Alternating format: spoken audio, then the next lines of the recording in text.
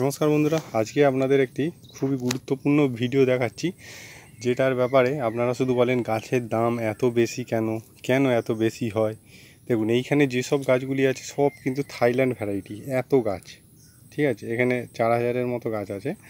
তো এই গাছগুলো দেখুন, আমার অনেক উঁচু বাগান, তাতেও এই যে পরপর 4টি নিম্নচাপ গেল, নিম্নচাপ যাওয়ার জন্য দেখুন সবজি টবজিরও যেরকম দাম বেড়ে গেছে।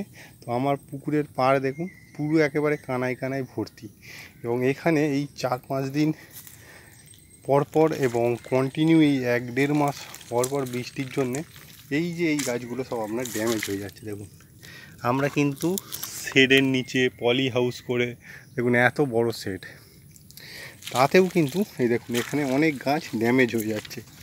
তো ড্যামেজ হয়ে যাচ্ছে মানে কি, মার্কেটে আমার যেরকম হয়েছে আমার তবু তো ঠিক আছে মোটামুটি, হয়তো আজকে যদি বৃষ্টি হয় তাহলে ডুবে যাবে। আজ হচ্ছে 30 তারিখ।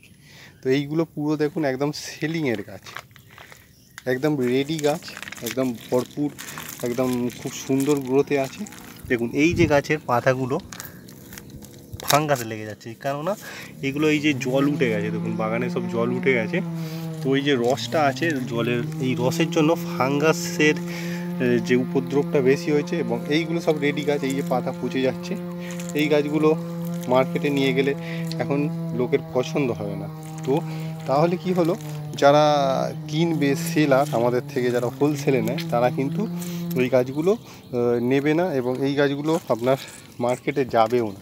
সেই জন্য এই গাছগুলোর জন্য মার্কেটে একটা ক্রাইসিস তৈরি হয়, এবং অনেক লোকের গাছ আছে, আমার তবু তো বেঁচে আছে, অনেক লোকের গাছ আছে যেইগুলো ধরুন ডুবে গেছে, পুরো বাগান নষ্ট হয়ে গেছে। তো সেইগুলো পুরো বাদ হয়ে গেল, তাহলে কিন্তু মার্কেটে একটা গাছের ক্রাইসিস তৈরি হয়। যখনই ক্রাইসিসটা তৈরি হয় তখনই কিন্তু এই যে গাছগুলো ডিম্যান্ডও যা থাকে তাই থাকে, কিন্তু ক্রাইসিসের জন্য যোগানটা কম থাকে, সেই জন্যেই কিন্তু গাছের দাম বেড়ে যায়। তো এইখানে দেখুন এই যে গাছগুলো রেডি গাছ, এখানেও অনেক নষ্ট হয়েছে। তারপর আমরা যেটা বাগানে রেগুলার যে কাজটা হয় প্রোডাকশানের কাজও বন্ধ আছে। এখানে কিন্তু আমার প্রচুর মাদার গাছ আছে, দেখুন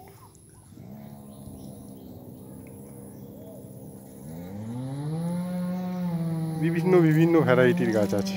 তো এই ধরনের যদি আমরা বৃষ্টিপাত এবং এরকম নিম্নচাপ যদি হয়, গাছের দাম অটোমেটিকলি বেড়ে যাবে। যেরকম সবজির দাম, এমনি আদার্স যেসব খাবারের দাম বেড়ে যায়, সেরকম এইগুলোও কিন্তু বেড়ে যাবে। এবছরে গাছের দামটা এত বৃষ্টি হচ্ছে বাড়াই থাকবে, হয়তো কমার চান্সটা খুব কম। আজকের মতো শেষ করছি, নমস্কার।